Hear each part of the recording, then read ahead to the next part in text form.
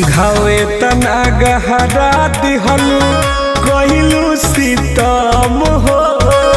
हम नहीं जननी बारू तू बेरहम हो साफ निर्भय बारू घावे तना गहरा दिहलू